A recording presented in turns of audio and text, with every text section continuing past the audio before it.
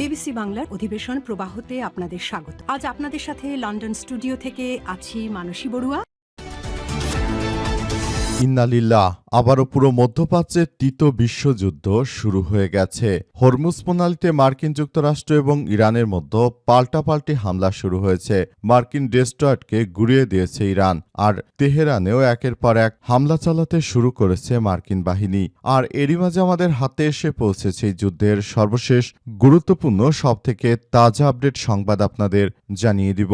প্রথমেই জানাবো, হরমুজ প্রণালীতে যুক্তরাষ্ট্র এবং ইরানের পাল্টাপাল্টি হামলা, তেহরানে ভয়াবহ বিস্ফোরণ। যুক্তরাষ্ট্র এবং ইরানের মধ্যে হরমুজ প্রণালীতে আবারও পাল্টাপাল্টি হামলার ঘটনা ঘটেছে। আজ গভীর রাতে এই হামলা এবং পাল্টা হামলার ঘটনা ঘটে। ইরানি বাহিনী, মার্কিন বাহিনীও এই সংঘাতের কথা স্বীকার করেছে। আর এরই মধ্যে বন্দর আব্বাস, কেশমদ্বীপ এবং তেহরানে বিস্ফোরণের খবর পাওয়া গেছে। যদিও যুক্তরাষ্ট্রের প্রেসিডেন্ট ডোনাল্ড ট্রাম্প যুদ্ধবিরতি এখনও চলছে বলে দাবি করেছেন, কিন্তু এই হামলাগুলো হচ্ছে। আর মার্কিন যুক্তরাষ্ট্রের বেশ কয়েকটি ডেস্ট্রয়ার যুদ্ধজাহাজকে গুড়িয়ে দিয়েছে ইরানের ইসলামী বিপ্লবী গার্ড বাহিনীর সদস্যরা। এরপর জানাবো, লেবাননের দক্ষিণ অঞ্চলে ইসরায়েলি হামলায় নিহত 2। দক্ষিণ লেবাননের হাবুস শহরে ইসরায়েলি বিমান হামলায় 2 জন নিহত হয়েছে। লেবাননের জাতীয় সংস্থা এনএনএ এই তথ্য নিশ্চিত করেছে। প্রতিবেদনে বলা হয়েছে, শহরটির সড়কে একটি পিকআপে হামলা চালিয়েছে ইসরায়েলিরা। দখলদারদের সঙ্গে যুদ্ধবিরতি থাকা সত্ত্বেও তারা এই নির্বিচারে হামলা চালাচ্ছে লেবাননে। এদিকে হরমুজে জাহাজ চলতে গেলে মানতে হবে 42 শর্ত। বিশ্বের অন্যতম গুরুত্বপূর্ণ নৌপথ হরমুজ প্রণালী নিয়ন্ত্রণ পাকাপোক্ত করতে নতুন নীতিমালা জারি করেছে ইরান। ভেসেল ইনফরমেশন বা ডিক্লারেশন নামের একটি নথির মাধ্যমে এখন থেকে এই প্রণালী দিয়ে চলাচলকারী প্রতিটি জাহাজকে ইরানের নবগঠিত পার্সিয়ান গালফ স্টেট অথরিটির কাছ থেকে অনুমতি নিতে হবে। তারা যদি অনুমতি দেয় তাহলে কেবলমাত্র জাহাজ পারাপার হতে পারবে। এবারে জানাবো, সৌদির বাধায় ট্রাম্পের নৌ অভিযান বাতিল হয়ে গেল। আলহামদুলিল্লাহ, অবশেষে সৌদি আরব কিছুটা হলে বুঝতে পেরেছে। সৌদি আরবের আকাশসীমা এবং সেক্ষেত্রে থাকা মার্কিন ঘাঁটি ব্যবহারের অনুমতি না পায় হরমুজ প্রণালীতে বাণিজ্যিক জাহাজ পাহারা দেওয়ার পরিকল্পনার প্রজেক্ট স্থগিত করতে বাধ্য হয়েছে মার্কিন যুক্তরাষ্ট্রের প্রেসিডেন্ট ডোনাল্ড ট্রাম্প। এর ফলে সৌদি আরবের সঙ্গেও যুক্তরাষ্ট্রের এখন দর কষাকষি হচ্ছে। এবং সর্বশেষ জানাবো, ঈদুল আজহায় টানা 7 দিন সরকারি ছুটি ঘোষণা। আসন্ন পবিত্র ঈদুল আজহা উপলক্ষে টানা 7 দিনের সরকারি ছুটি ঘোষণা করেছে সরকার। আজ সচিবালয়ে অনুষ্ঠিত মন্ত্রিসভার বৈঠকে সিদ্ধান্ত গ্রহণ করা হয়েছে। বৈঠকে সভাপতিত্ব করেন প্রধানমন্ত্রী তারেক রহমান। পরে মন্ত্রিপরিষদ বিভাগ থেকে জারি করা এক সংবাদ বিজ্ঞপ্তিতে জানানো হয়, আগামী 25শে মে থেকে 31শে মে পর্যন্ত 2026 পর্যন্ত সরকারি ছুটি থাকবে। এর ফলে সরকারি কর্মকর্তা কর্মচারীরা টানা 7 দিনের ছুটি উপভোগ করতে পারবেন বলে এমন তথ্য সামনে এসেছে। প্রিয় দর্শক, এতক্ষণ শুনছিলেন সংবাদ শিরোনাম, এবারে বিস্তারিত। তবে তার আগে বন্ধুরা, অনুরোধ থাকবে এই সংবাদটিতে একটি লাইক দিন। এই চ্যানেলে আপনি নতুন হয়ে থাকলে আমাদের সংবাদটি দেখতে দেখতে চ্যানেলটি সাবস্ক্রাইব করে রাখুন। কমেন্ট করে বন্ধুরা আপনার মূল্যবান মতামত জানিয়ে দিন আপনি বিশ্বের কোন দেশ থেকে বা বাংলাদেশের কোন স্থান থেকে আমাদের সংবাদটি দেখছেন এবং শুনছেন। আর বন্ধুরা, সংবাদটি আপনার সোশ্যাল মিডিয়া ফেসবুকে শেয়ার করে বন্ধুদেরও দেখার সুযোগ করে দিন। গাজা যুদ্ধে আপনি যদি নিরীহ ফিলিস্তিনিদের ভালোবেসে থাকেন, কমেন্টে ইয়েস লিখে পুরো বিশ্ববাসীকে আমাদের এই সংবাদটি দেখার সুযোগ করে দিন। এবারে বিস্তারিত। হরমুজ প্রণালীতে যুক্তরাষ্ট্র ইরানের পাল্টাপাল্টি হামলা, তেহরানে ভয়াবহ বিস্ফোরণ।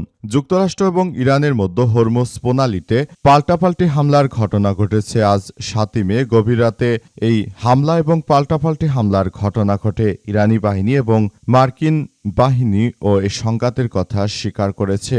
আর এরই মধ্যে বন্দর আব্বাস এবং কেশমদ্বীপ ও তেহরানে বিস্ফোরণের খবর পাওয়া গেছে। যদিও যুক্তরাষ্ট্রের প্রেসিডেন্ট ডোনাল্ড ট্রাম্প যুদ্ধবিরতি এখনও বহাল আছে বলে দাবি করেছে। সংবাদ মাধ্যম বিবিসির খবরে বলছে যে বৃহস্পতিবার গভীর রাতে ইরানের ইরানের রাষ্ট্রীয় গণমাধ্যম প্রথম বিস্ফোরণের খবর প্রকাশ করে সেখানে ঘটনাটিকে ইরানি বাহিনী ও শত্রুপক্ষের মধ্যে গুলি বিনিময় হিসেবে অভিহিত করা হয়েছে। ইরানের রাষ্ট্রীয় প্রচার মাধ্যম এক অজ্ঞাত সামরিক কর্মকর্তার বরাত দিয়ে জানিয়েছে, একটি ইরানি ট্যাঙ্কারে যুক্তরাষ্ট্রের হামলার পর এই সংঘর্ষের সূত্রপাত ঘটে। তাদের দাবি, প্রণালীটিতে অবস্থানরত শত্রুপক্ষের ইউনিটগুলোকে লক্ষ্য করে ইরানও পাল্টা ক্ষেপণাস্ত্র হামলা চালায়। পরে যুক্তরাষ্ট্রের সামরিক বাহিনীও সংঘর্ষের বিষয়টি নিশ্চিত করেছে। এক বিবৃতিতে যুক্তরাষ্ট্রের সামরিক বাহিনী সেন্ট্রাল কমান্ড বা সেন্টকম জানিয়েছে যে এই পরিস্থিতিতে যে কোনো মূল্যে দখলদারেরা আসলে শুরু থেকে যে সন্ত্রাসী কার্যক্রম করছিল সেগুলোকে প্রতিহত করে দিয়েছে ইরানের ইসলামী বিপ্লবী গার্ড বাহিনীর সদস্যরা। সেন্টকম জানায়, যুক্তরাষ্ট্রের যুদ্ধজাহাজ ইউএসএস ট্রাক ইস্টার্ন ও ইউএসএস রাফায়েল পেরাল্টা এবং ইউএসএস ম্যাসনরের উপর ইরানি ক্ষেপণাস্ত্র ও ড্রোন ছোট ছোট নৌযান দিয়ে হামলা চালানো হয়, তবে কোনো মার্কিন সামরিক সম্পদ ক্ষতিগ্রস্ত হয়নি বলে দাবি করেছে তারা। হাস্যোদ্যক কথা হলেও সত্য যে মার্কিন যুক্তরাষ্ট্রের ক্ষতি হলেও তারা বিষয়টি স্বীকার করে না। নতুন করে আবারও এই ভয়াবহ যুদ্ধ শুরু হওয়ার পরই পুরো মধ্যপ্রাচ্য জুড়ে আবারও ভয়াবহ সংঘাত শুরু হয়ে গেল এবং এই সংঘাত কোথায় গিয়ে শেষ হয় সেটি এখন পর্যন্ত বোঝা যাচ্ছে না। সংঘাতের তীব্রতা খুবই তীব্র থেকে তীব্র আকার ধারণ করছে এবং ধারণা করা হচ্ছে এই সংঘাত থেকেই তৃতীয় বিশ্বযুদ্ধ আবারও শুরু হয়ে যাচ্ছে। মার্কিন যুক্তরাষ্ট্র আবারও যে আক্রমণ চালিয়েছে ইরানের উপর, ইরান কোনোভাবেই তাদেরকে ছাড় দেবে না। ইরান নতুন করে পাল্টা আক্রমণ যে কোনো টাইমে শুরু করবে বলে এমন তথ্য সামনে এসেছে। মার্কিন যুক্তরাষ্ট্রকে ধসিয়ে দেওয়ার জন্য ইরানের ইসলামী বিপ্লবী গার্ড বাহিনীর সদস্যরা তারা পুরোপুরি প্রস্তুতি নিয়ে রেখেছে। তারাও পাল্টা আক্রমণ শুরু করায় দখলদার আমেরিকা এবং দখলদার ইহুদিরা তারা পুরোদমে টের পাচ্ছে যে ইরান আসলে কি পারে। পরিস্থিতি পুরোই উল্টে গেছে।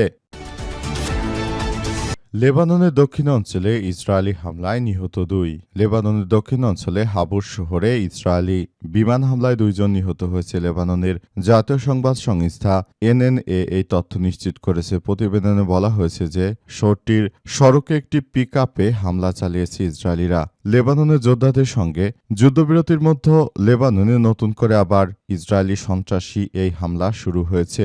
সন্ত্রাসীরা আসলে যেভাবে কার্যক্রম চালিয়ে যাচ্ছে এটি পুরোপুরি আসলে বড় ধরনের একটি সংঘাতময় পরিস্থিতির সৃষ্টি হতে পারে বলে এমন তথ্য সামনে এসেছে।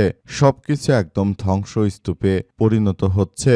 দখলদারদের একরকম ধ্বংসস্তূপে পরিণত করা হচ্ছে। যে কোনো মূল্যে দখলদারদের মাটির সঙ্গে মিশিয়ে দিচ্ছে ইরানের ইসলামী বিপ্লবী গার্ড বাহিনীর সদস্যরা।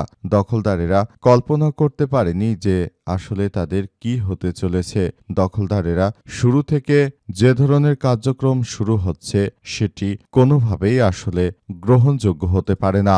চলছে হামলার পর হামলা, আর এরই মাঝে আমাদের হাতে এসে পৌঁছেছে যুদ্ধের সর্বশেষ গুরুত্বপূর্ণ সবথেকে তাজা আপডেট সংবাদ। ইহুদিবাদী দখলদারদের উপরে আজ নতুন করে আরেক দফা হামলা চালিয়েছে ইরানের ইসলামী বিপ্লবী গার্ড বাহিনী। হরমুজে জাহাজ চলতে গেলে মানতে হবে 42 শর্ত।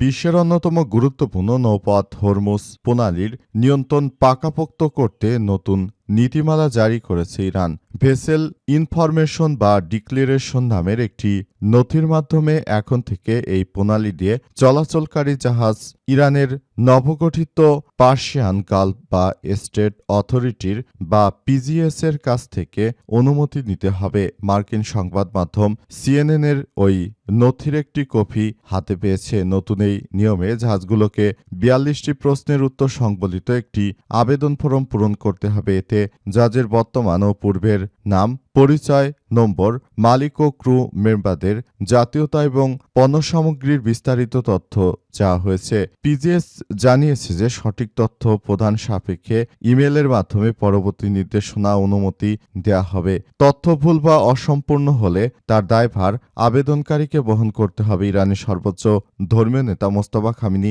টেলিগ্রাম অ্যাকাউন্ট থেকে এক বার্তায় বলা হয়েছে যে শক্তিশালী ইরান কৌশলের আওতায় এই অঞ্চলে বিদেশিদের কোনো স্থান নেই। পারলেই যে কোনো মূল্য বিদেশিদের এই অঞ্চল থেকে তাড়িয়ে দেবে ইরানের ইসলামী বিপ্লবী গার্ড বাহিনীর সদস্যরা। মার্কিন যুক্তরাষ্ট্র এবং দখলদারদের ধসিয়ে দেওয়ার জন্য ইরানের ইসলামী বিপ্লবী গার্ড বাহিনীর সদস্যরা তারা পুরোপুরি প্রস্তুত। যে কোনো মূল্যে তারা দখলদারদের ধসিয়ে দিতে সম্পূর্ণরূপে প্রস্তুতি নিয়ে মাঠে নেমেছে ইরানের ইসলামী বিপ্লবী গার্ড বাহিনীর সদস্যরা। সৌদির বাধায় ট্রাম্পের নৌ অভিযান স্থগিত। সৌদি আরবের আকাশসীমা এবং সেদেশে থাকা মার্কিন ঘাঁটি ব্যবহারের অনুমতি না পাওয়ায় হরমুজ প্রণালীতে বাণিজ্যিক জাহাজ পাহারা দেওয়ার পরিকল্পনা বা প্রজেক্ট ফ্রিডম স্থগিত করতে বাধ্য করা হয়েছে মার্কিন প্রেসিডেন্ট ডোনাল্ড ট্রাম্প। সৌদি যুবরাজ মোহাম্মদ বিন সালমানের আপত্তির মুখে 24 ঘণ্টার মধ্যে এই নৌ অভিযান পিছু হটল ওয়াশিংটন। সংশ্লিষ্ট সামরিক ও কূটনৈতিক সূত্রের বরাত দিয়ে জানা গেছে যে গত রোববার ট্রাম্প যখন হঠাৎ করে হরমুজ প্রণালীতে মার্কিন সামরিক পাহারায় জাহাজ চলাচলের ঘোষণা দেন তাতে ক্ষুব্ধ হয় রিয়াদ। মঙ্গলবার সৌদি কর্তৃপক্ষ স্পষ্টভাবে জানিয়ে দিয়েছে যে এই অভিযানের জন্য তাদের আকাশসীমা বা ঘাঁটি ব্যবহার করতে দেওয়া হবে না। যথাযথ পরিকল্পনা ছাড়া এই ধরনের পদক্ষেপ ইরানের সঙ্গে উত্তেজনা বাড়িয়ে দিতে পারে বলে সৌদি আরব আশঙ্কা করছে।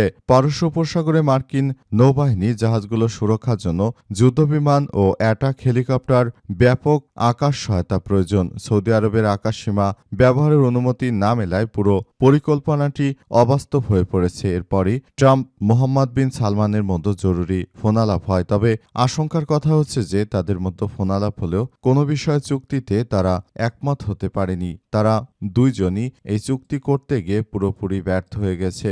মার্কিন যুক্তরাষ্ট্র এবং দখলদার ইসরায়েলি বাহিনী তারা শুরু থেকে যে ধরনের কার্যক্রমগুলো চালিয়ে গেছে এর জন্য আসলে সবকিছু দেখভাল করার মধ্য দিয়ে যাচ্ছে এবং সবকিছু যার যার জায়গা থেকে পুরো পরিকল্পনাগুলো সাজিয়ে ফেলছে। তবে পরিস্থিতি যতই খারাপ আকার ধারণ করুক না কেন সবকিছুর জন্য মার্কিন যুক্তরাষ্ট্রই দায়ী, কারণ তারা শুরু থেকে একটি গণতান্ত্রিক রাষ্ট্রের উপর হামলা চালানো যে সাহস দেখিয়েছে এটি পৃথিবীর ইতিহাসে বিরল ঘটনা। তারা যদি এভাবে এই সব রাষ্ট্রগুলোর উপর আক্রমণ চালায় সেক্ষেত্রে ইতিহাসের সব থেকে কুখ্যাত ব্যক্তিত্বের তালিকায় তারা পড়ে যাচ্ছে।